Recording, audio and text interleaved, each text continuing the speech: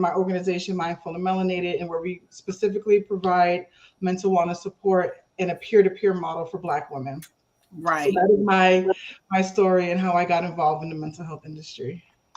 Yes. So, for the audience who's out here, the organization that, as Miss Regina was explaining to us, is Mindfully Melanated. This group is a peer support group that she has adopted. I'm very interested in it. Those of you that are interested in any type of peer support, make sure that you reach out to her. Her name is Regina Renee. If I will actually post a link to my page if you have any questions or concerns, or if you would like to reach out to her as well, we'd be more than happy to assist you with that. All right. Thank you so much, Miss Regina. And now we have Mrs. Steph Jones, the MFT. So, Miss Steph, would you please go ahead and introduce yourself to our audience?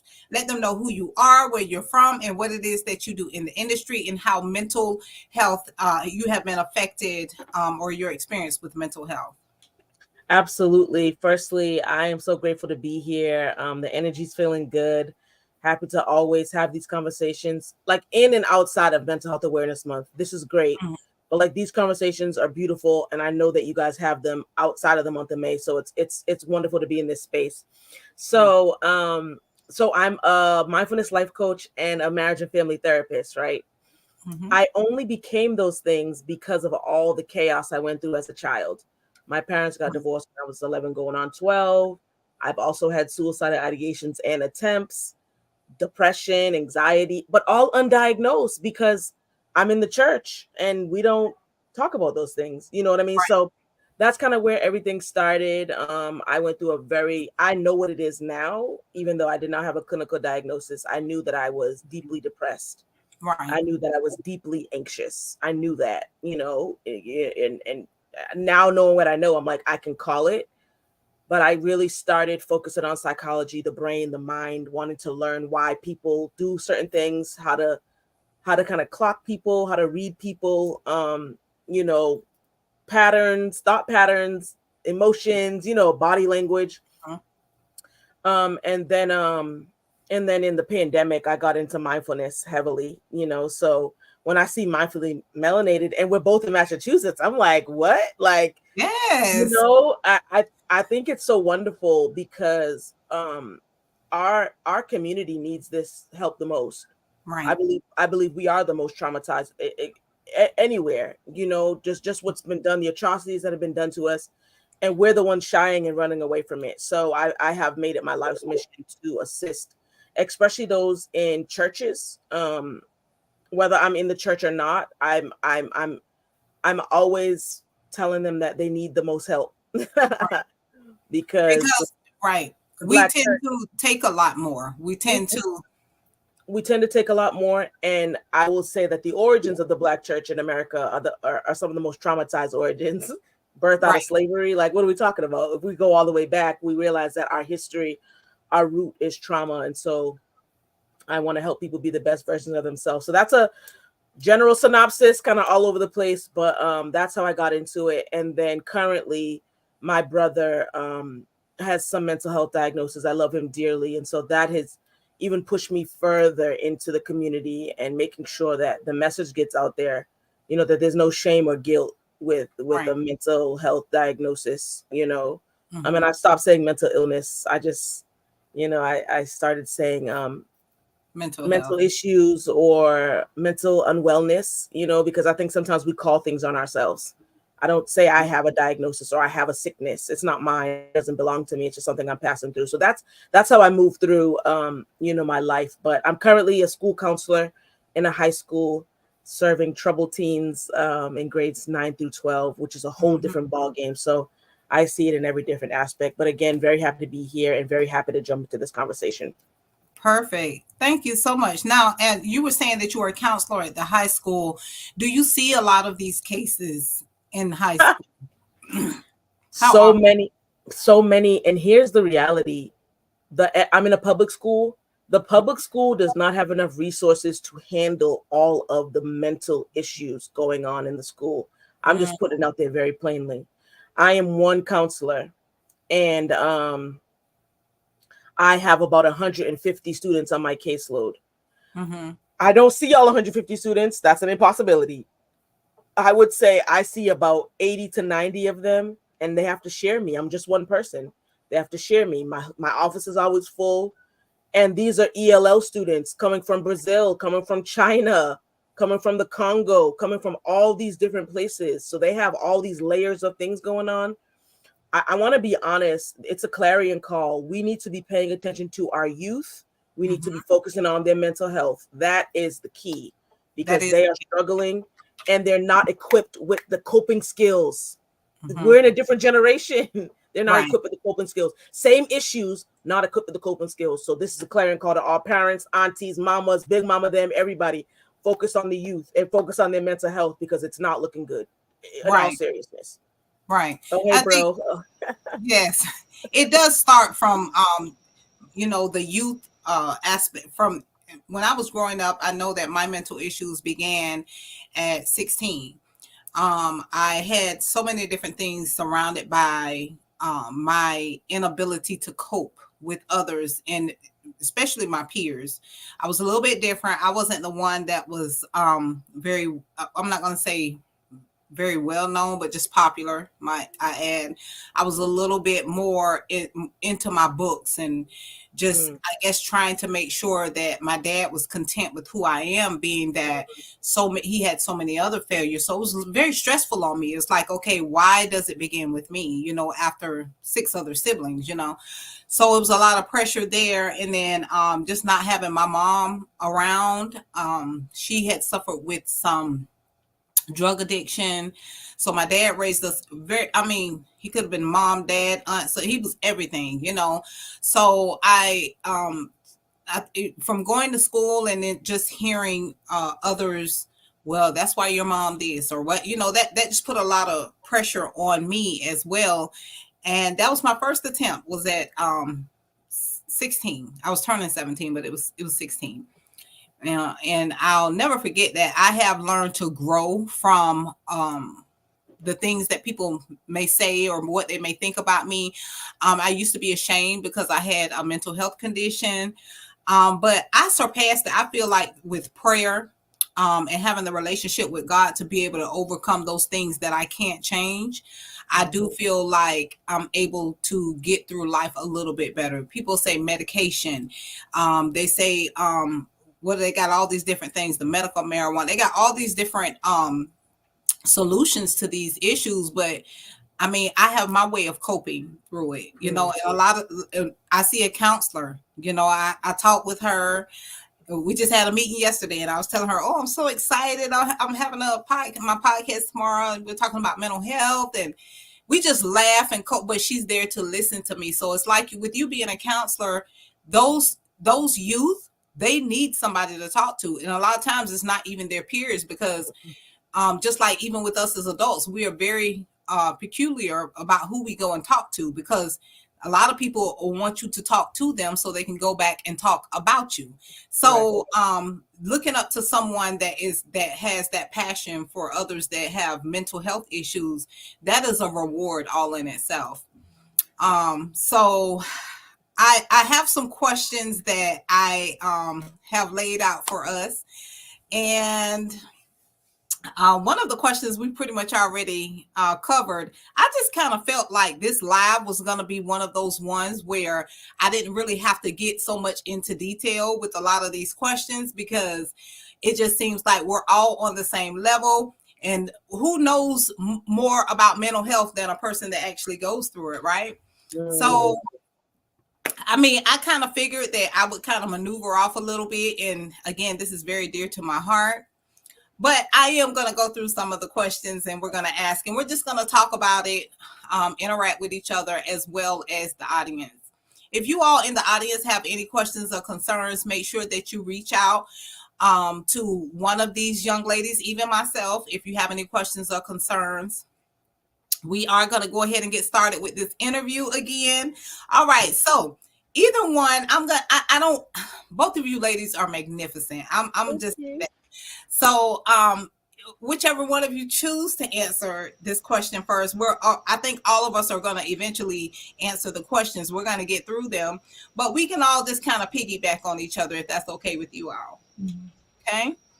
All right. So what is your approach when building rapport with people? Because I know with me, I'm very cautious on how I deal with people in general now, because I feel like people are so judgmental, and I know my what I can take or what I can handle versus what I can't, and sometimes I automatically assume that, okay, this person they have like a hidden agenda. I mean, what is your approach with building rapport with people? Yeah, do you mind if I go first, sis? Yeah. Okay.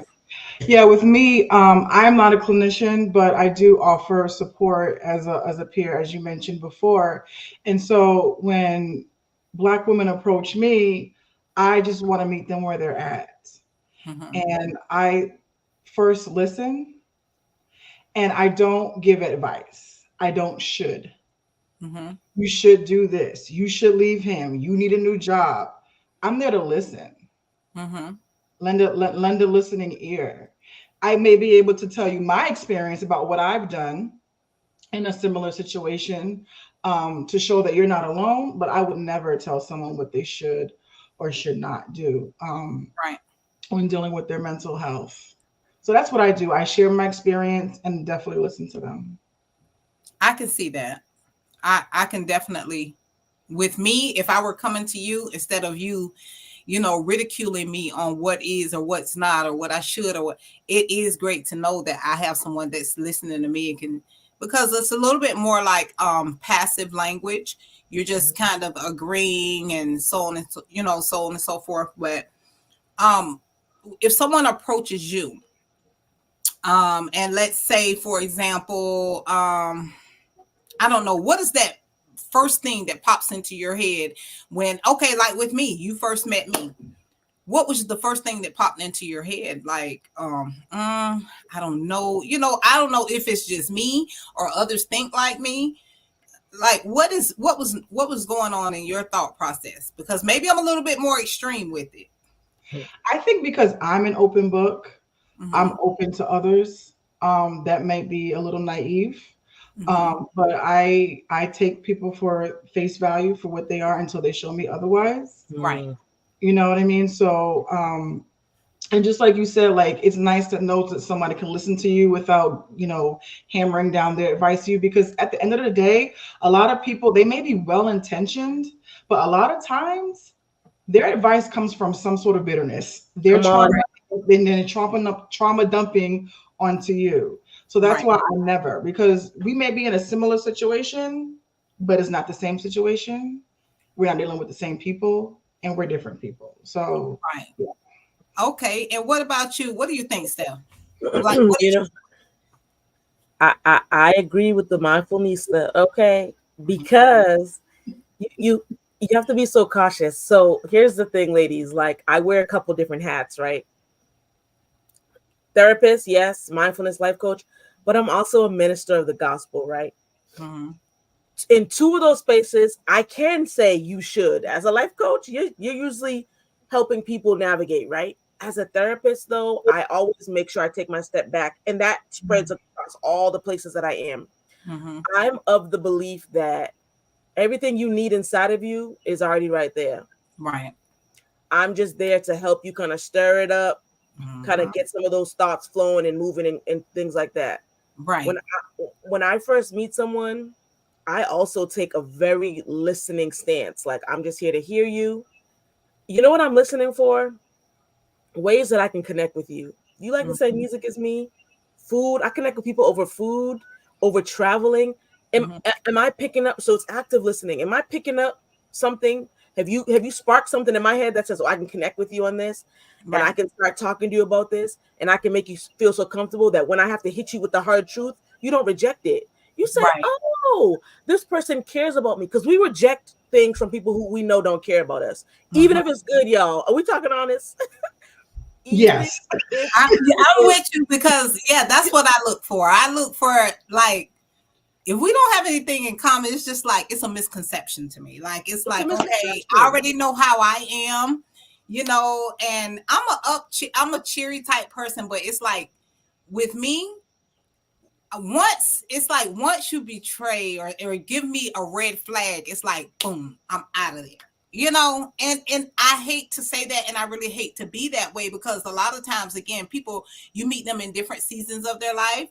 You can have one red flag, and then you don't have another red. I mean, it's just so many. But I have to work on myself with that, and that's what, again, I was telling my counselor that, like, she was like, "What are your goals? What do you want to work on?" Okay, I want to work on this, and she was like, "Oh, we got 3 more than we did last week." You know, you just added on to the list. You just added on and on and on the list. Yes. So I don't know. I agree with Regina as well.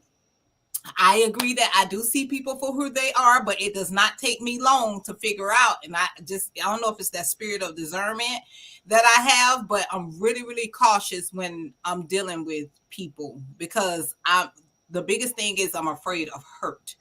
I'm afraid that I will not even just hurt, but that I will fail them in some type of way, or maybe they'll fail me. That's just one of those things that I just have to overcome. And it's a goal. That's something I'm working on. I'm looking at different ways that I can manage my stress and how I look at people or how I perceive them. That's just one of those things. But I don't know. I agree with you both. It's just like seeing people for who they are, you know. We have a question. Sorry, but also, and we have multiple questions, which is also good, but also making sure that we are aware that we bring our own selves to every situation.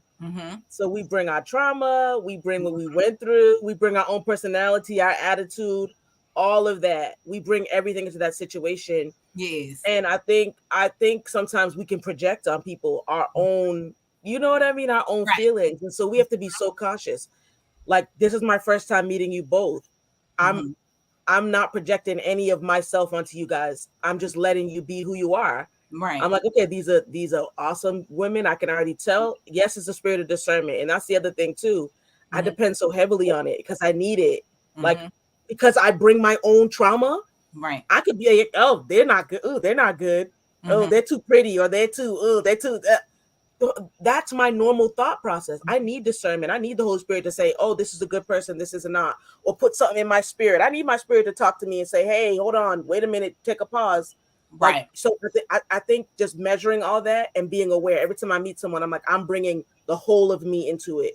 Right. Do I have to filter through what is good, what is real, what is me, what is them? Like, it's a lot to filter through. So we need time. Right. Well, Candace Woods asks, how is one able to determine if someone has a mental condition versus trauma? I feel that they may be two different things. And again, now both of you with your experience, we all know that a lot of mental conditions come from trauma. Right? What's y'all take on it? What do you think, Regina? I was gonna say I'm gonna let the licensed clinician. Yes, I'll tell you this discussion right here. Oh goodness, it's good. It's good. It's good. It's very good. It's very good. I want to take a backtrack really quick because you know, you were mentioning that I don't want my laptop to die. That your father, I think you were trying to live up to your father's perfectionism, or like your father, you know what I mean? You take that into every relationship that you start.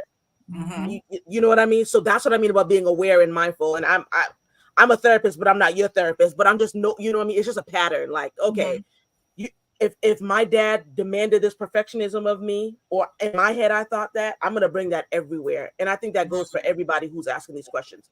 So back to Candace's question. Love you so much, Candace. So, sorry, can you put the question back on the screen, please? Yes, ma'am. If you can find it, because there's plenty on it. Okay. So and my other sister Dominique is in the comments. She's also a therapist. So here we go. You can also jump in. All right. So, Candace, trauma is a mental condition, but not every mental condition is trauma, if that makes sense. Trauma is a mental condition. They're one and the same, but every mental condition is not caused by trauma. It's just not the reality, you know? So, you you can determine it by how someone acts or how they form a relationship or how they behave in a relationship, right? If we're talking about bipolarism or if we're talking about PTSD, right? We're talking about two mental conditions. One is more trauma based, one is more chemically imbalanced based. So that's the distinction that needs to be made. That's how I make the distinction. Right. If it's trauma or if it's a mental condition, but trauma is a mental condition, but every mental condition is not trauma. So I hope that makes sense, Candace. Yes. Perfect. All right. And then we have Dominique Jones. She asks, when do you break the barrier and give the advice and recommendations that challenge the negative thoughts, behaviors, or just things they need to start to change?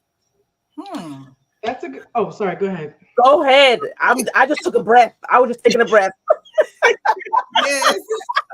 So for me, I think I have a little more flexibility in this area because I'm not a licensed clinician. But I still don't like to give advice. I like to guide people to, because like sis said, you everything you have is already inside of you, right? And so I can challenge a negative thought, but I won't invalidate that person's feelings at the same time.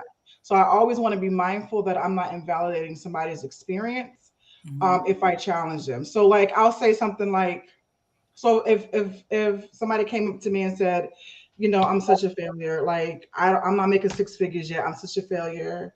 I would say, well, who determined that making the figures is a success?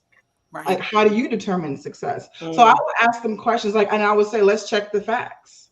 Okay, you graduated from college. You have a good job. Like, I would say things like that. Like, I would tell them things to prove that they are a success. So that's how I would challenge their thoughts. I think I missed the first part of the question about breaking. When do you break the barrier and give the advice and recommendations that challenge the negative thoughts, behaviors, or just things that they need to start to change? I guess it's more of when you begin to see the negative. It's like you say, the negative. When I began to see the negative out of it, then I start to like, hey, let's look at it this way. Yeah. Because even though I have the experience and I have been, I get my counseling and so on, but I learn a lot. So I'm able to, mentor my children like, okay, well, I learned this, so on and so forth. So I guess that's where you kind of break it, and get based on what I've experienced. That's how I end up breaking barriers, because I know where I was before and I know where I'm going. So I'm able to, impart in my children knowledge, or even someone else, like, oh, I've been there before. And that's why I say, regarding any and all aspects, I feel like I am the testimony. I feel like I was chosen for it. I feel like I was chosen to go through as much as I went through. I think that I was chosen to fight a lot of battles. I think I was chosen to experience a lot of heartbreak. I think I was chosen for all of these tasks. But look at me now, like I'm okay. I've pretty much went through it. Many people could not walk in these shoes. And when I say that, and I don't say that lightly, I'm talking about, I say that as a badge of honor. It's a lot of people that cannot or could not walk a day, even when I wanted to give up on myself. Come on. God wouldn't let me do it. I couldn't even do it. It was just the thought of me doing it, but I had to realize where I've came from and how much I've accomplished. And it's like, okay, well, I can't give up now. I can't stop now. I've got to keep pushing. Yeah. So a lot of that, like I say, I use myself as a testimony, because I know everything that I've went through: depression, stress, bipolarism, what they say, borderline personality. I done went through all of this stuff. Like, they got all these different diagnoses, but at the same time, it's like, I'm absolutely okay. It's just, it's little triggers for me, but I've even learned to maneuver through a lot of those, I just don't allow things to, if I don't have anything positive, or if I can't, a lot of stuff run through my mind, but it's like I want to react this way, or I want to say this, or I want to do that. But it's this light bulb that goes off and says, remember how far you've came. Mm-hmm. Remember how you've transitioned from that.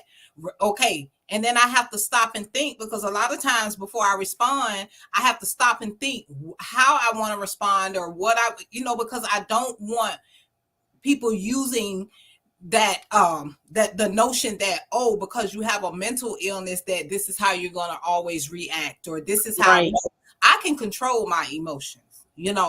I was telling my counselor yesterday, she was like, well, how do you feel? I say, well, it's not me that you have to worry about. You know what I'm saying? They have to worry about how I've overcome it, and they might question what is the next move, because this doesn't seem like her. Because I have not only have I transitioned from that, but I sought God for it, and I actually forced myself, and I look back from how far I've came to where I am now and where I am going. Yeah.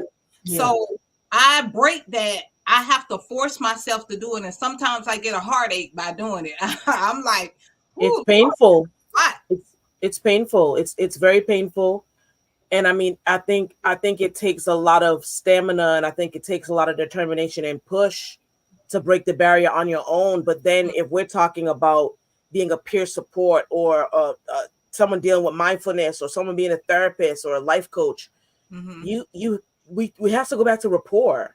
Like, you have to have the rapport with them, but you have to have rapport with yourself. You have to talk nice to yourself. You have to love yourself. That when I tell myself something, like to challenge a negative thought, that I'm not going to automatically reject it. I mean, what I've learned in this work is that when you are close to someone, when someone knows that you love them, when someone knows that you're not out to get them, or you're not out to be petty or catty or anything like that, or you're not saying little subs or being passive aggressive, that they know that you're genuine, that they're going to hear from you. And so when there's a negative thought that you see, immediately, no matter where you are, you can identify a negative thought immediately. It doesn't mean you have to address it immediately. Right. When you build the rapport, when you are able to laugh and kiki and chuckle, you just come in with like a right hook, and you just knock someone right out, because they don't expect.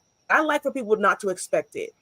Right. That you just feel the uppercut of change, and you're like, oh, I didn't even recognize it. I didn't even notice it, because you feel so comfortable with someone. Right. But if I'm in a session with you, I'm like, yes, we're just together, and this is someone who cares about me. And then I say, so what about, and you're like, oh, wait a minute. But you don't reject it, because you feel the love. Love has to come before it. Right. And concern and care has to come before it. So that when I'm telling you, and I'm challenging a negative thought, or you're challenging a negative thought of mine, or you're inviting me to change, because you have to invite people to change. Right. And then they have to accept the invitation. It's like a party. If I can invite you to change, and then you accept it, most people reject it, because it's coming from someone who doesn't care about them. Right. Or someone who's beat them down. But if I love you both, and I'm like, you know what? You said you wanted to do this.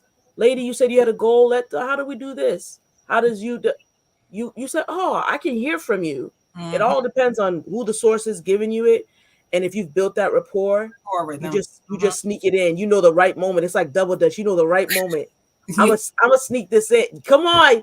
I'm gonna sneak this in. Listen, yesterday I went deep. I went deep with her yesterday, and all I could see, she was like, you know what? I look forward to our sessions, because it shows me the growth and the contentment, like where you are. You can take a bad situation and make it into something positive. Yeah. And that alone just lets me know, without her, I can do this, I'm okay. So, and I'm healing. I see a lot of growth. How I used to react to different situations, it's like I don't act no more. But you know what? Then people take advantage of you. That's another thing that I noticed, and I was telling her that yesterday. I was like, you know what? I think sometimes people, because you have changed and it ain't got nothing to do with medication or anything. I mean, it keeps me calm.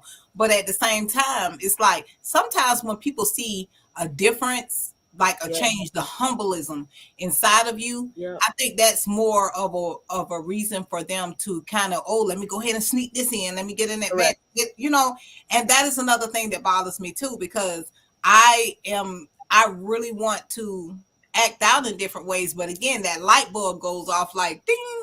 Just remember, you don't have to react, you know, to everything. You know, a no response is an actual response. You know, you don't have to do that. Again, that's just one of those things I learned.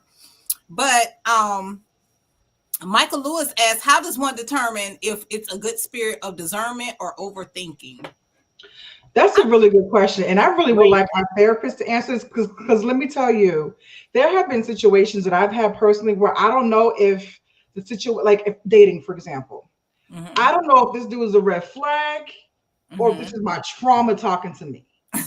And sometimes I can't tell the difference. Like, is he really full of, or is You're that right. just my trauma from my past? So, sis, can you answer that question, please? Right. It's such a good question, and I don't think enough of us ask it, right? Like, it's a good question. Yeah. So I believe that we have to be so in tune with the Holy Spirit that we know when he's talking and when it's us. And that Right. sounds so simple, but it's difficult Mm-hmm. because often our thoughts like overshadow it or overtake it. So you made a great point with the red flag. Is it a red flag, or is it me overthinking, or is it my discernment? We have to take a moment to process everything. Like, I named my business Selah, right? Selah mindset. Mm-hmm. After the pause that they talk about in the book of Psalms, right? That you hear a musical interlude and you Selah, you sit and you think about what you just heard. We have to experience that in life. If I'm introduced to someone, like, okay, you're dating someone, and you see something that would make you think it's a red flag, it's something that disturbed your spirit. So Mm-hmm. we don't want to ignore it. We want to stop and pause on it and evaluate what it is. Is this from my trauma? Is this from something that I've dealt with? Or Mm-hmm. is this something, that I need to really be careful and watch out for? Like, hold on, what are we talking about? It's all about pausing and assessment.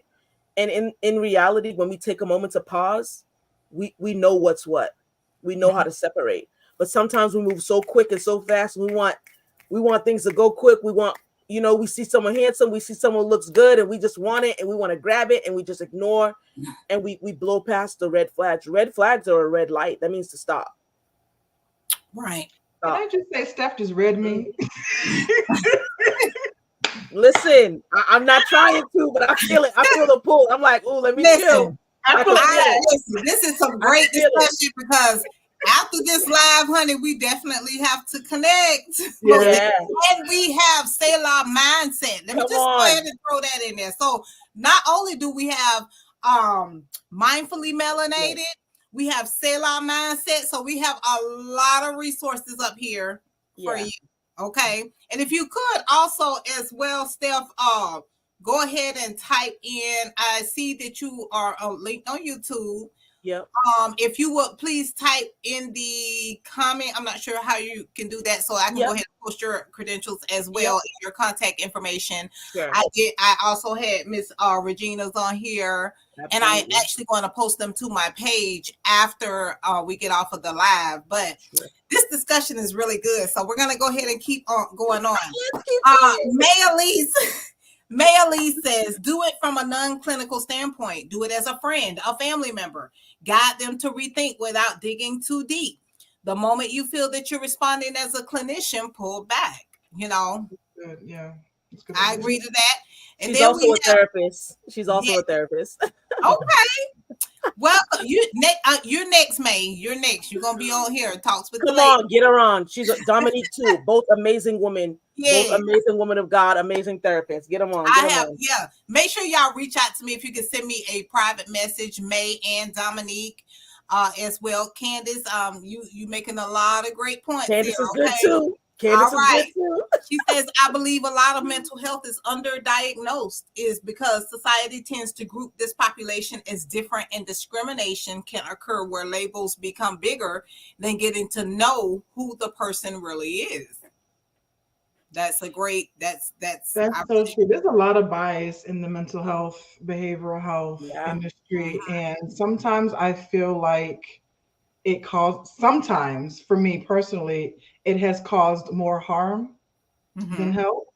I Mm. mean, I remember there was one time I was seeing a psychiatrist, and no tea, no shade, a white man. And I said to him, I said, like I'm getting really irritable, and I don't understand. Like I'm just so like irritable, and just everything is getting like pissing me off, and I just get Mhm. like. And he said to me, well, maybe that's just your disposition. Maybe it's just your personality. And so I took it offense to that because I'm like, but I'm usually a bubbly, like nice person. And I'm like, I'm not someone who snaps at people like just on a normal basis. Fast forward a few years later, I find out that that's a symptom in depression that's mostly found in Black women versus white women. So it's like, you just bottle me into the angry Black woman. You call me angry Black woman without calling me an angry Black woman, basically. Yes, and I've done that as well. But see what I think where he was coming from is the way that we perceive things, Mm. the way that we view it. I mean, I automatically again off top, I just feel like the world is against me. I just I do. And it's not so much just by my thinking. I think it's more of the actions of people because it's like you show me who you are, and that's just what I believe. I'm stuck with it. There's no change in that. It's like my mind is just made up. But then somewhere along the line, later on down the road, maybe like 3 or 4 days later, I think about it and be like, well, maybe it wasn't that bad, you know? So again, it's I don't know. Maybe it's just the way that we perceive things, the way that. But It is. I would have taken that as an insult. But your response is different from what my response would have been without treatment. Does that make sense? Mm. So thank God for growth. Michael Lewis asks, "What suggestions do you have to support a loved one who is experiencing mental issues?" Um, Firstly, I would say don't try to be their therapist. Mm-hmm. Don't try to be their counselor. Like you can have a desire, you know what I mean? Don't try to be their life coach. Don't try to be their peer support because if you are not qualified, if you don't have what it takes, you will be destroyed. No, no, Danny, I'm not. I'm not her therapist. No, no, I'm not her therapist. She might be my new one too. Listen, I like my listen. therapist, but there's nothing wrong with having two. That's right. Come on through. Come on through. Hey, But back to that question. um, really try not to take on too much of it, right? Because if we're not equipped with the right tools, if we're not equipped emotionally or mentally to deal with our family members' issues, we can usually say, oh, you know what? I'm just going to listen. I'm just going to hear. We end up traumatized because we're not equipped. Those who have been trained, those who speak to people who have gone through it and know this is what I need to do my self-care to make sure I'm not carrying this. For the average person, if you don't have that, love you so much, Jermaine. If you don't have that, then it's like you are going to traumatize yourself and you both will end up having mental issues. And that's the reality. So really just talk to them and see what's going on, but don't try to play therapist. This is not something you play with. Don't try to play peer support. Don't try to play life coach. Like you don't want to play around with that. Like this is not something you just kind of jump into like, oh, I'm going to help out because you hear so much and it takes a toll on your entire body. So really try to get them to professionals, try to encourage them to seek a professional. And usually some people are scared of going to a therapist. It has a bad stigma, right? We're talking about breaking the stigma. So encourage them to go to someone who could be their peer support. That sounds, it's not a therapist, but it's someone who's going to help them. Encourage them to go to a life coach. You know what I mean? Until they work up to getting, if they never go to a therapist, have them go to a professional, someone who's capable of handling all they're going through. But number one, please don't try to play their therapist. Please don't try to play their life coach. Please don't try to offer them the peer support because you'll end up hurt. It's detrimental to all of us. Get them the help they need. You can hear them. Don't take on the burden because that's a hard burden to get off. Because then every time they see you, they're going to be unloading until you're going to want to block them. You're not going to want to be around them. And then now you created a bigger problem because now it's going to ruin the relationship. It'll destroy it. Right. And I just want to say a couple. Sorry, go ahead. No, go ahead, sweetheart. Go ahead. Yeah, I just want to say a couple of things. One, if you decide to help this person and you can't for whatever reason, do not feel guilty.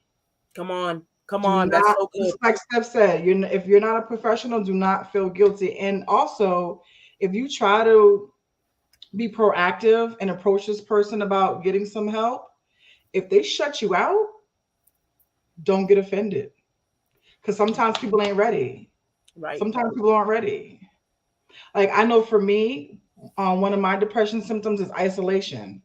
I will keep my phone on D&D for 30 days straight. No, I'm asking. If there's any of my friends in there, tell her I'm so serious. And they'll send like a text or a Facebook message just to say, hey, we know what's up. Just letting you know we're still here when you're ready. Just give them the space they need if they need it, and don't feel guilty if you cannot help them because it's not your fight. Right. That's so good. Mark says we need more men speaking up about mental health. This is a great one. Growing up, I was always taught to be tough. Don't cry. I can't teach my son that mess. It's okay to cry and have feelings. Yes, most definitely. I think that with mental health, they think, everyone, even myself, I've grown up with the notion that, I used to hear my father say to my son, I've never heard him say, don't cry, but he would always tell my brother, hold your head up, stand up like a man, look at a man, another man in the eye, in the face, when you're talking to him, stop all of that, complaining. But I mean, crying, I think that was just something, like I've never seen my dad cry.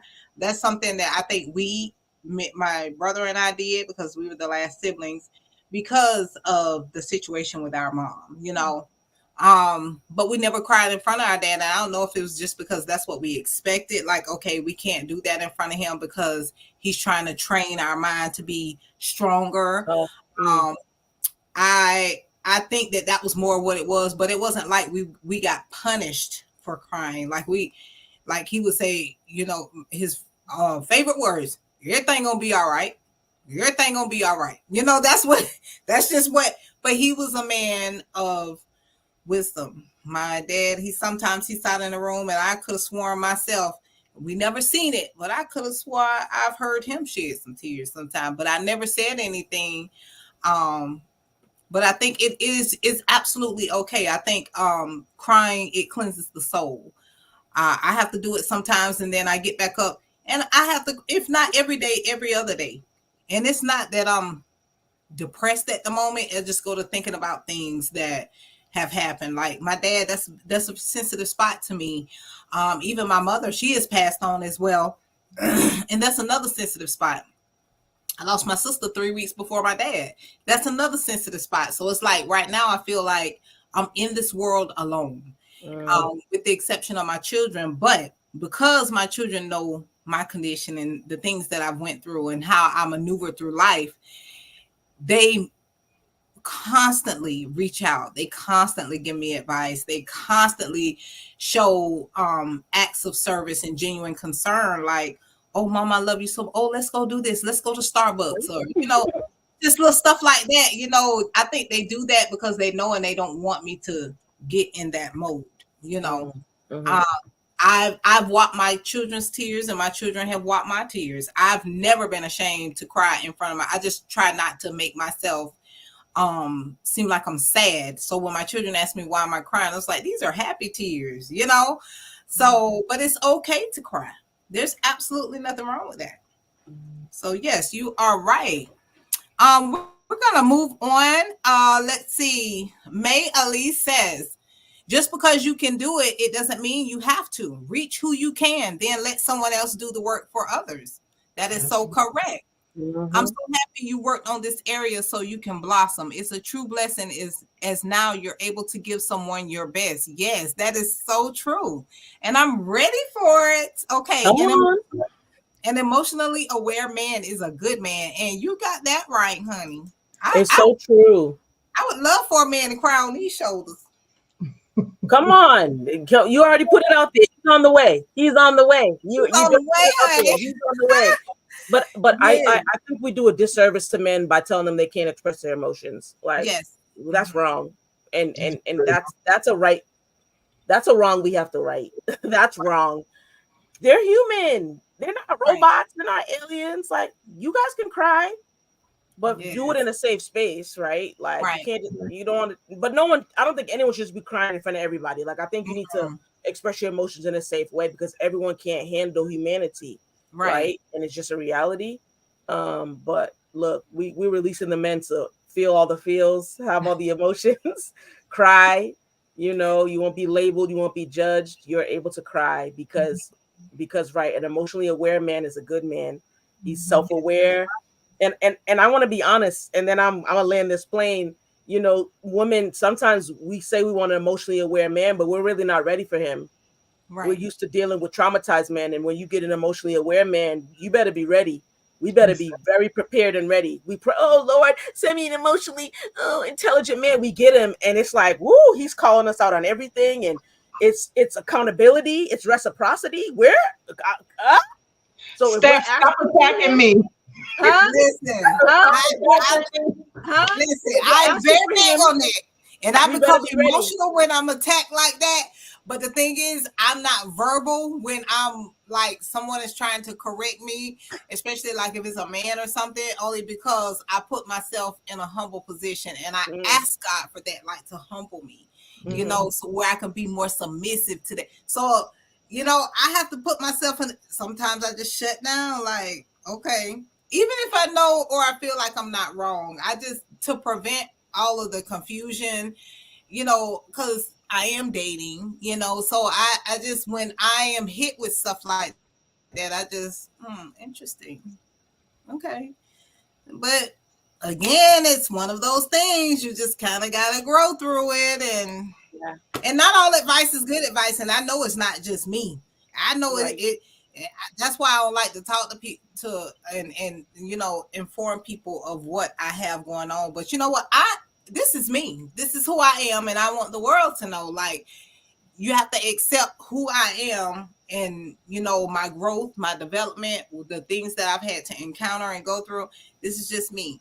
So I'm not always gonna say that I take everything well, but it's not. I don't verbalize it and I don't act on it. You know. I'm stuck on the notion that if I don't have nothing good to say, I don't say nothing at all. And we leave it like that. It's all growth. It's all growth. Right. Yes. Anyone who can acknowledge that something is bothering them mentally or emotionally is a strong person. Yes. I agree. Yes. All right. And then okay, yeah, so we hear you, May. May, you next. You next, May. Okay. Love this. I'm now learning that harboring feelings can lead to our cups tipping over, and we have to learn healthy ways to cope with pain. Woo! Yes. Yes. Big time. Big time. That is so true. Let's see what else we have here. All right. Emotional expression is not a time to emasculate a man. It's healthy. Remember, it's humanity. Can you elaborate on that? Yeah, I agree with May because it's like women always talk about they want to protect her, right? We want to feel safe and secure. But if your man is coming to you and showing emotion and vulnerability and shedding some tears, that needs to be protected too. So I totally agree with what May is Yes. saying. Same. If he's crying, if right, we're saying, oh, we want him to be vulnerable with us, and we're his safe space, and you can do that. And then he says something, you know, or he cries, or he sheds a tear, he says something in an emotional way, and we start calling him a little girl, you know, or we start calling, oh, why are you being so feminine? Why are you being a little female? Like that's like, don't emasculate him. Don't make him feel like he's less than a man for expressing his emotion. He is right. Remember his humanity. Remember that he's human. He's a man. And he's a man expressing his emotions. He's no less of a man because he's expressing his emotions, just like we're no less of a woman because we're expressing our emotions, you know. So it's just the equality and the balance, I think, is key. Yes. Now, listen, believe it or not, ladies, that's why I say this is a great discussion tonight. I have not gotten through the second question. But y'all have been great. This has been a great show. But I'm gonna get through my questions now. Go ahead. I'm gonna get a few in.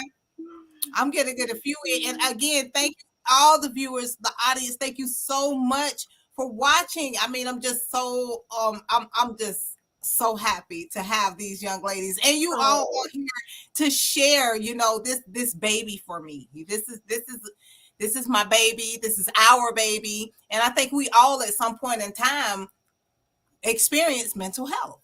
Mm-hmm. You know, that's just me personally. But I wanted to share these myths about mental health as well. Wait a minute. We have a question here.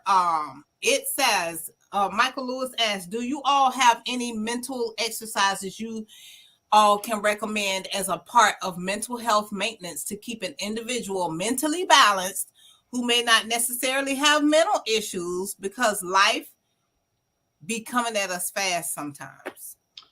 That's a really good question. So for me, I do a number of things. One, I journal. And journaling doesn't have to be this whole big production, a big masterpiece. I use guided journals. Sometimes I just use like a plain blank notebook and just kind of like doodle my feelings. So that's one piece. And I am a big lover of aromatherapy. Woo! Yes, I love candles. So I don't know if you can see this, but I actually had a candle maker create a custom scent for me called the Mindful Nista, and I got them burning. I always got them things burning. Yeah. Always. And then of course movement is something like getting outside. Definitely, those are some really good exercises to do. So those are like three main things. I can go on and on, but those are the three main things that I do. What about you? What about you, Steph? Yeah, I do similar things and would recommend similar things. Like I'm a colorer, so I have coloring books all over the place. And in reality, and I'm saying it out loud because I want people to keep me accountable. I want to release a coloring book because I love it so much. I want to put one out. And you okay? Well, let's look. I'm all about team collaboration, so let's chat because it's needed and it needs to be full of affirmations and full of scripture that people don't really know about. But anywho.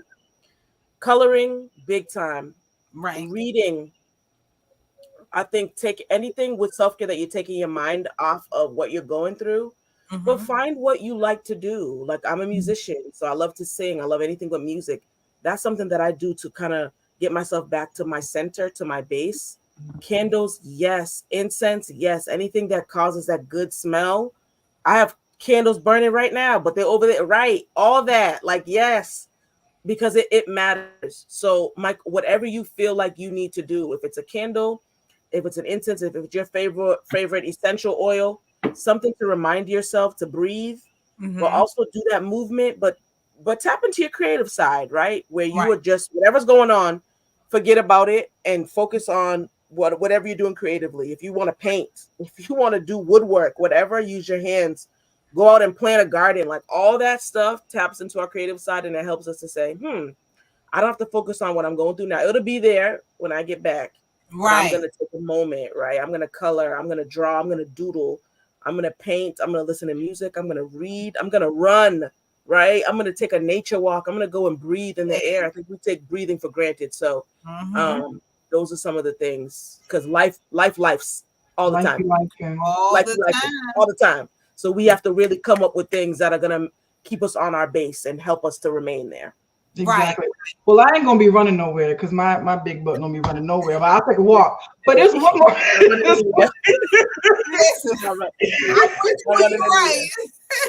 You may get a speedy walk from me, but I run a little bit, but I get halfway around that track, I'll be like, "Ooh, it's time to finish walking." But it is great. A great stress reliever, though. Yeah, I run my mouth. We have to know our gifts. Yeah, we have to know our gifts. We have to know, and Chris Henson, who was on here before, he ran a marathon, and so he's a runner. That's his thing, though.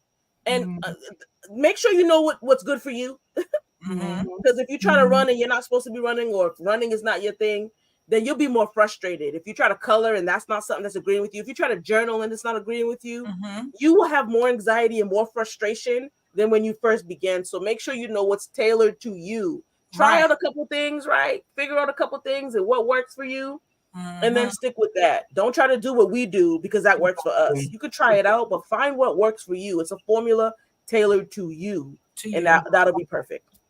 I love that you said that, because I know there was one point in my life where I'm like, well, I'm going to meditate every day. And I'm sitting there like, and then I'm thinking about this and I'm thinking about, like, I can't meditate. But like, obviously meditation was not for me. Yes. I did the meditation. What I did was I sat on my floor. I moved everything. I got one of my candles. I got my Bible. I lit my candles, and I'm just like, I think this is what you're supposed to do. But it gave me a little bit more. I'm just sitting up there like more anxiety.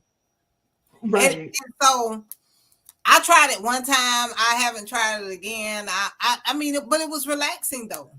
It's just I'm able to block things out, when I do that. But sometimes people need guided meditation. Like I love to meditate, right? I can just go in and focus. Some people need guided meditation.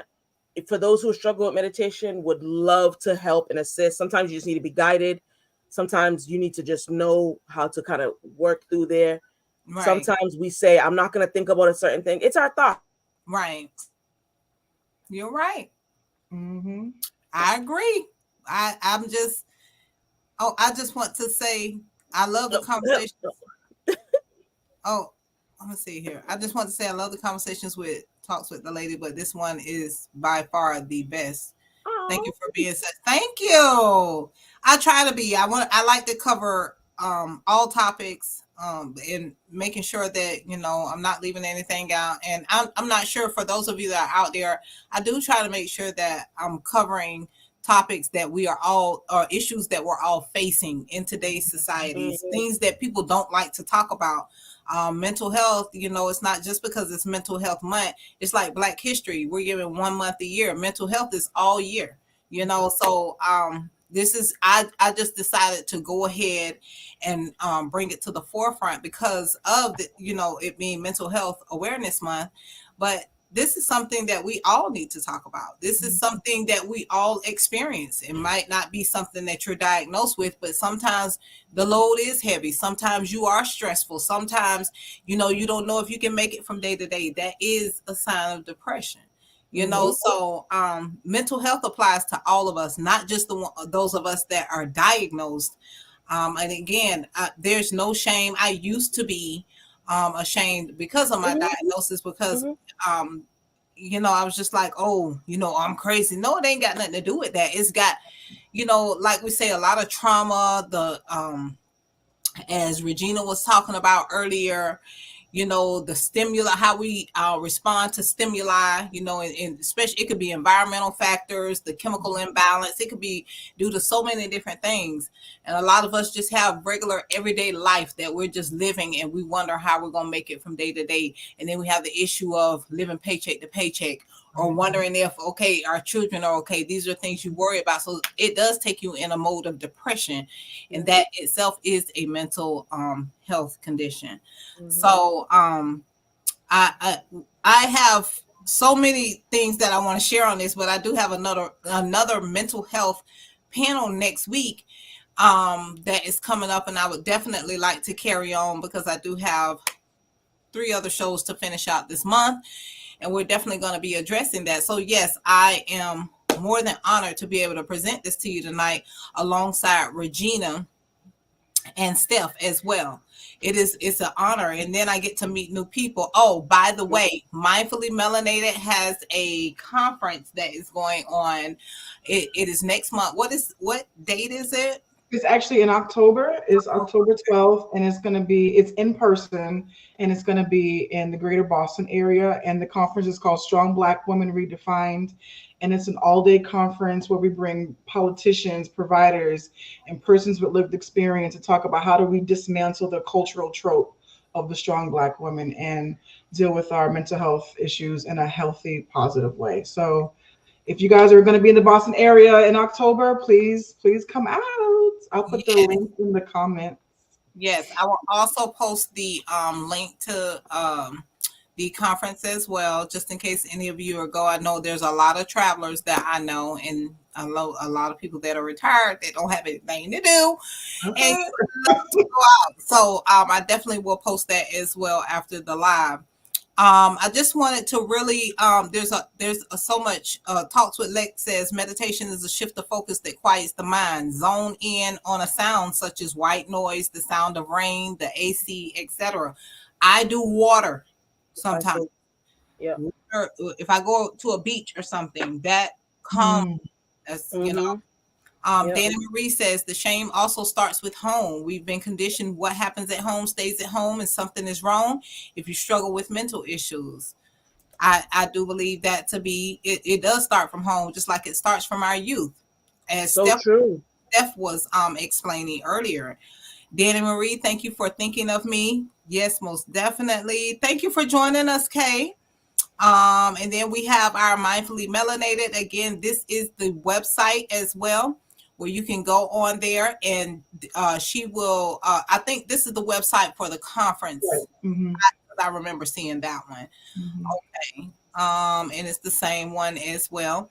So without further ado, you all listen. I did want to also um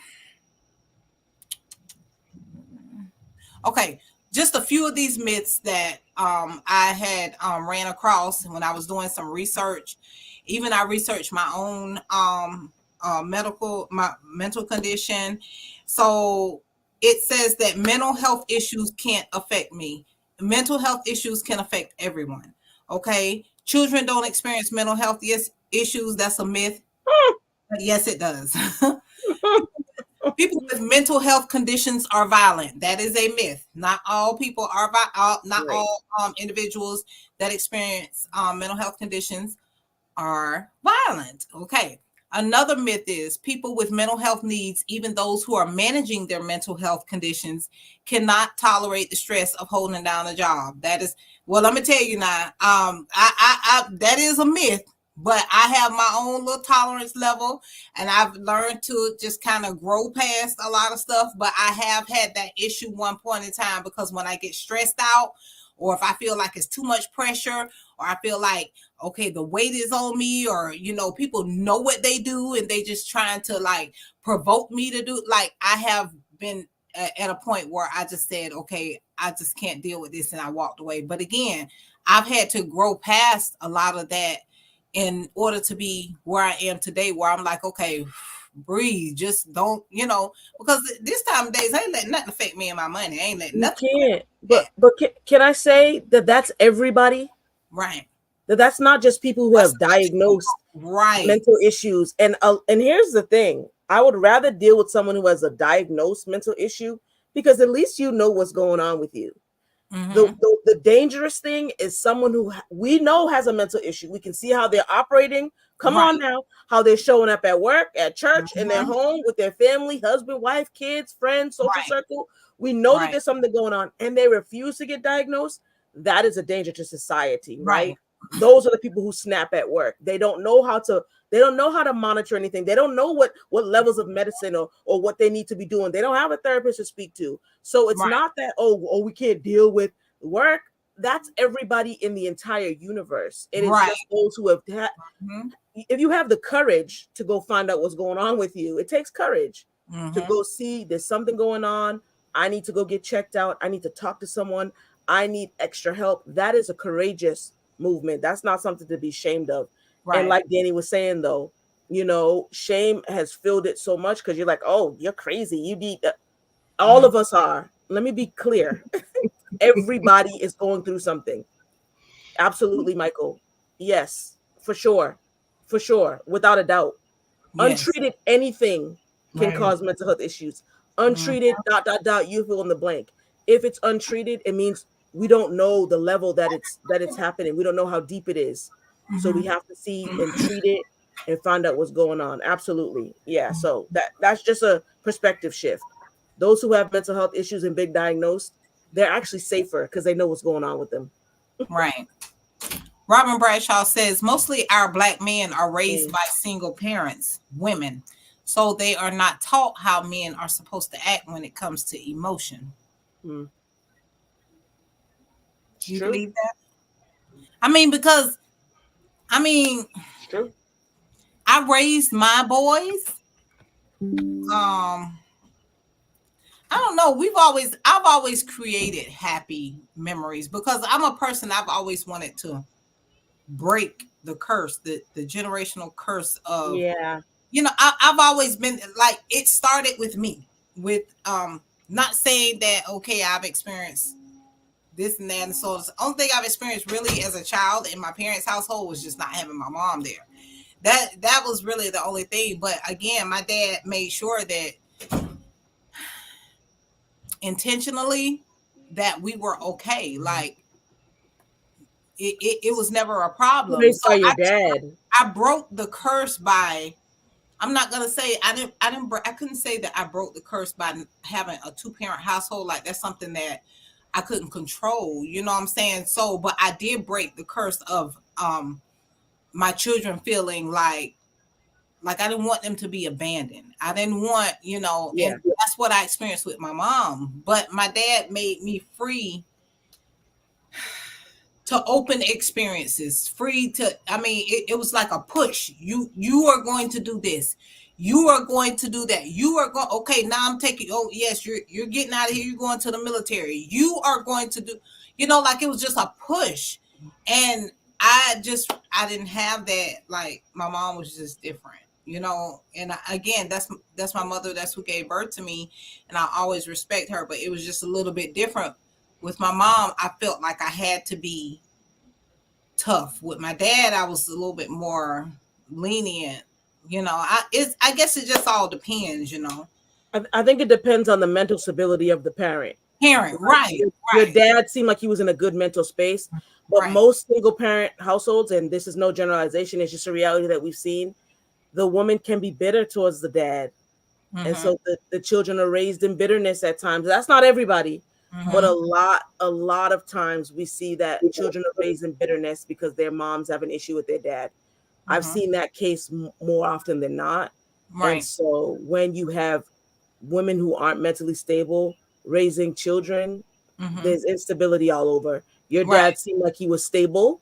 You know Mm-hmm. what I mean? Seemed like he was stable enough to raise you all well, but it Right. just depends on the parent, Yeah. and if women who are raising children are not well themselves, then it's almost impossible to raise well children if you're not well yourself. Right. Yeah. Breaking the generational curses of being a safe space to discuss issues and emotions is so important. It really is. Mhm. Yeah. I'm sorry, but what was the next question? We had another question. Do Hold we on. got it. Let me get into, okay. Haven't Let's even talk. gone to the ones on the list. Okay, so okay. Mental health issues are a result of personality weakness or character flaws, and people can snap out of it if they try hard enough. That's another myth. Mhm. Oh boy. And I'm people really think like this. This is what's sad. People Facts. really think like this. In Yeah, 2024, they still In thinking the like good year of 2024. yeah, I know, right? This is what they're saying. Okay, another myth. Scary. There is no hope for people with mental issues. Once a friend or family member develops a mental health condition, they will never recover. That is Now, so. lady, you're a living testimony. And all of us, I'm just saying, all of us are a living testimony that that is not accurate. Yes, Okay? but that is a myth. That's what they're saying. They're And people saying that believe there's that. no absolute way that you can overcome this. How terrible. Okay. There's more that they have here. There is more. Okay, they say therapy and self help are a waste of time. Why bother when you can just take a pill? What do you mean? what? A pill? People, I'm telling man, you this. you making this up? People really saying this? No, I'm serious. Listen, I want to share. Let me, you know what? I'm going to bring this presentation up here. I'm telling you, this is That's what they're crazy. saying. These are the myths that they have. I went and I researched this. Every one of Yeah. my every one of my podcast shows, I make sure that I do my research. Right. And I could not believe these were just the ones that I picked out that I thought were hilarious. I'm like, really? Right. So another myth, I can't do anything for a person with a mental health issue. And I'm like you can't bring them any water. I mean, I got real petty with it, you know? So, and the last one that I just picked out, and again, there was so many of them, but another myth was it is impossible to prevent a mental health condition. Nope. Those were the ones that came up. And it's like we're laughing at it because it's so ridiculous. Like, People really? think like this. I've People never really heard of think that. like this. Now, let me ask you, ladies, this: what do you think about triggers? Do you? I have triggers. There's things that trigger me. Again, I do try to control, but I know, like, I can identify my triggers now. You know, I think that's key. Yes, I have learned to identify them. Mm-hmm. So I feel like when a person begins to antagonize me, or when they're begin to speak the worst of me, now I can take constructive criticism, but some criticism is just, so what I've learned to do again is just, oh, that's interesting. You know, because I'm learning that no feedback or no response now is a response. Mm-hmm. Okay, that's what you think. That's perfectly fine by me. I'm not responsible for your thoughts. I'm not responsible for your feelings. You know, I'm just learning. It's so many different, like, I have a great therapist. She gives me so many different strategies, techniques. Oh, try this. Or instead of thinking that way, did you think of it from this way or from? So a lot of times when I'm talking to people, I'm just,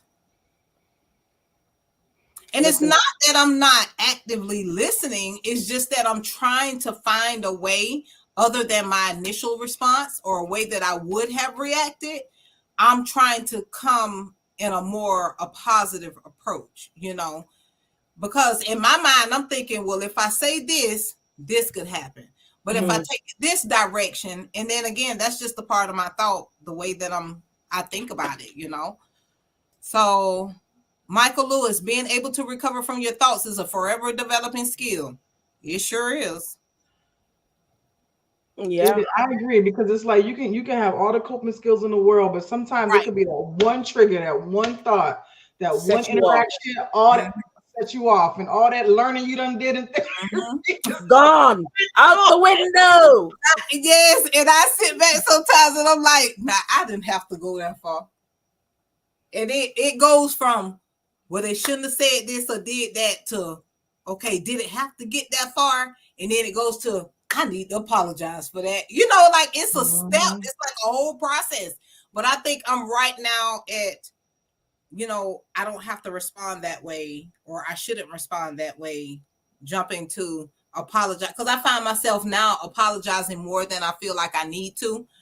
And really it's not for the other person, it's for me. Does that make sense? I don't, like, at the end of the day, people, I feel like, and I say people because these are the most interactions I interact with individuals, and this seems to be a trigger for me, which is why sometimes I shut myself down. But I say that because I feel like most people, and not, this ain't got nothing to do with people that are older, younger, who have may be suffering from mental health. I don't care who it is. I just feel like a lot of time people know their intentions. You know, if you know your intentions, but why provoke me if they're bad intentions? If you have great intentions, you automatically, like we just said, when we met each other, we talked, you know, we're vibing, we're good. I get, this is a safe space for me, you know. But anything that is like out to destroy or try to people that try to antagonize me, and some, like, that's not a good energy for me, and I immediately shut down now. So that's a reality.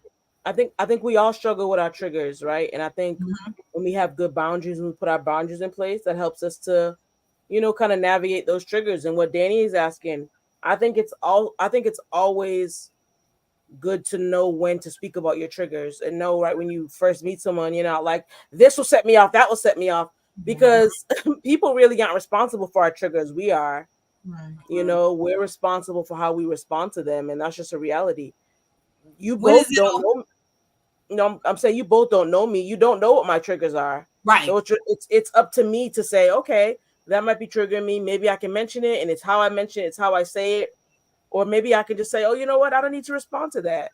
You right, know, we can have a trigger and not let it trigger us. You right. know, Exactly. it's a And choice. it's just as far as like when to be vocal about it, like I think it's like comfort level. Um and what you're open to share with folks. Like for me, because I'm a mental health advocate, like I don't mind telling my business to anybody because this is like what I Hmm. do for, you Yeah. know, not for a living, but this is what I do as my passion project or whatever. And then like even like in my friend circle, you know, sometimes people like they like to go out for drinks and this and that, or you have dinner parties or whatever. I had a group of friends; it was four of us, and we would always plan monthly dinners. We would rotate whoever goes to whoever's house, we just whatever. And you know, they like to bring wine and stuff like that. So I told them, I said, "Listen, I'm a recovering alcoholic. This is an alcohol-free house. So Right. I mean, if y'all want to have this at my house, you cannot bring any alcohol. That's a trigger for me." Hmm. And you know, it took a lot out of me to even say that, because a lot of people don't know about, as much as I talk about my Mm. depression, I really talk about my past issues with Wow. alcohol. Anyway, long story short, they had no problem with it. And actually, one of them actually brought me sparkling apple cider. I just thought it was the Mhm. cutest thing. So it's like it's the comfort level. I feel like, and like Steph was saying, you got to know if that's space is safe. You know, you got to kind of use your discernment in that realm. When is it okay to be vocal about said triggers? Exaggerated example, overcharging about triggers on a first date. Mm. Yeah, I think that's a good question. You know, but I think we're kind of answering that, like knowing when it's a safe space, Mm-hmm. knowing that, okay, do I need to mention this about this trigger, and how triggered am I? There's levels to this. How triggered am I? Okay, if I'm a little triggered, I'm like, okay, I can kind of, you know, maybe I'll try to plan a conversation later on for us to do it. I don't want to act in a passive aggressive way either, though, like, you know, because we have to be mindful of that when we're triggered. Like, we'll do some, you know, we just have to be careful and aware of everything. So it's just knowing, okay, am I in a safe space? Do I Mm-hmm. need to mention this trigger right now? Like, again, how triggered am I? Am I level 10 triggered, or am I level 2 triggered? We're going to Right. have triggers no matter what. People chewing too loud is a trigger for me. Can I tell Mm-hmm. everyone to stop chewing? No. I have to say, this is a trigger that I can't deal with right now. Either I Mhm. move myself from the space, or I'm like, let me just, I can sit here and be in it. And Mm-hmm. sometimes we run too quick from our triggers. Sometimes, oh, I'm triggered. I'm triggered. Deal with it. Sit with it so we can move past it. You know what I mean? So Right. it's just, Right. it's like a, it's like a great method you have to have. And it's like baking a cake. You have to know the right ingredients. What Ingredients. makes me Right. tick? What's going to make me blow up? Mm-hmm. Do I need to speak about this trigger right now? Or can I just let this slide? Mm-hmm. Yes, you can have triggers being touched by a man when I was young in the wrong Mm, place with no hands. Now that I'm older, that is a turnoff for me. So no sex. That and I yes, I do believe again, we talked about the youth, things that happen in the youth. It's just mm-hmm. like and just you not wanting to have that desire. That's a Mhm. mental thing. You know what I'm saying? And so many people have dealt with that. So many people. Even with therapy, I still feel that way, but I had to forgive him at first. You have to Mm, forgive him in order to move forward. You don't have to. I try. You know, they say forgive and not forget, but I try to forget too. It's hard to forget. It's just that it's like you're not gonna forget it, but you use other things to replace, that whatever it is, that trauma that you've experienced in your mm, life. It's mm, always better to tell someone, because it took one time for an image to tell me that I was looking like his girlfriend, who he did not like, and I was removed from that building. Hmm. Innate. Oh, an inmate. Okay. okay. Okay, an inmate. There So we it's go. always better to tell someone, because it took one time for an inmate to tell me that I looked like his girlfriend who did not like, and I was removed from the building. Yes, it I'm telling you, those triggers, boy, it just be certain things. Mm. But you know what? Ladies, gentlemen, my audience, this was such a great podcast topic tonight. I really enjoyed each and every last one of you all. I look forward to having this discussion again. We have another one next week. That is session number 2. Okay. We do have two males. No, a male and a female that is coming on. We're actually supposed to have 3 tonight, but she rescheduled for next week. So we're going to have those 2 next week. All right. So I thank you so much, Regina. I thank you so much, Steph. It's been an honor. These are my new friends. Okay. Yes. Hello. We are definitely going to be doing some networking. Yes. We're going to be reaching out. You will hear about it. I'm just looking forward to it. I just absolutely, when I started this podcast, I don't know if this is again one of those things to help me with my mental. Steph and Regina. Mm-hmm. God presented this to me. I got on live one day. I would go live normally in the past, like some years ago, and just be going on and on and on, just be when I was outside of getting help for myself, I should say. But I got on here this time and God just said, talk about it. So mm-hmm. That's why that is my quota, is let's talk about it, because I used to hold in a lot of things. So now I use this platform to share the experiences that I've had to go through or I've encountered, to be able to set myself free and allow me to just. So that is why I am in I've had a lot of insults. People say, oh, this is just local and this is something she just doing. No, God brought this to me. God, when I tell you, and I was telling them, I'm like, people, God had already showed me, like, this platform will be global. And I posted that today on my social media, because it's like, it doesn't matter what anyone else says, but when God showed me something different, and this is exactly what he meant by global. You're going to touch so many different people, and so many people are going to be touching you. It's like you're going to gain so many new friends, family, people you even consider family, because I use the word friend very lightly. I say family, because I run into people and it's just like I constantly, instantly, I just connect with them on so many different levels.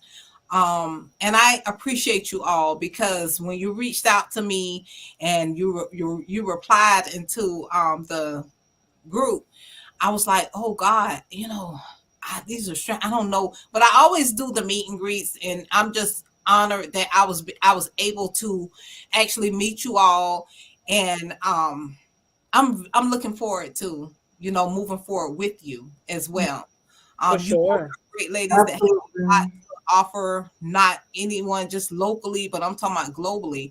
It's just the mindset that you have, and I have to be very appreciative that God placed you all in my path. At this moment, I'd like to also dedicate this live to my nephew, Maurice Brown, who committed suicide this past September 2023. Again, it is very dear to my heart, and it's just one of those things where I just kind of wish that door was open for him to talk to me or somebody. But rest in peace. To my nephew, Maurice Antoine Brown. But I thank you all for coming on here and connecting with me as well. If any of you have any questions or concerns, or if you want to reach out and talk to anybody, we have Miss Regina Renee that's here with Mindfully Melanated, and we have Mrs. Steph Jones here. Yours is, let me go back here. I got it here in my thing. Okay, Steph Jones. She is Selah Mindset, because I have it in my notes here. Selah Mindset. Okay, I will post their social media information. I will also post the website to their pages. I will post their names and their social media pages as well. If you want to reach out to them, again, as you have seen tonight, they are wonderful women, willing to listen, and someone you can talk to. You don't have to worry about it going back to anyone else. If you are ever feeling into any suicidal thoughts, Mm. make sure that you reach out and talk to someone, share your feelings, and allow yourself to be heard. Okay. I love you all with the love of God, and I truly do appreciate every one of you taking the time out to join me here on Talks with the Lady. We look forward to having more experiences like this with you as well. Do you ladies have anything that you would like to say? I just want to say I'm super duper proud of you for starting this platform. Yes. Um, F whoever said it's too small, because listen, look what you're doing, and you're gonna save lives, sis. You're gonna save Thank lives. you. Thank I, you. Thank you. I echo those sentiments, and mental health is wealth. So we want to Yeah. be wealthy in being mentally well. And so absolutely commending you as well for your courageous journey, right? Where you're being transparent, you're being open, but you're helping other people. And this was a healing time for everybody here. And so this was great. Thank you for that. May God continue to bless you and elevate you and put you in the right spaces and put your name in the wind and network you with everybody, and have strangers talking about you, because this is awesome and wonderful.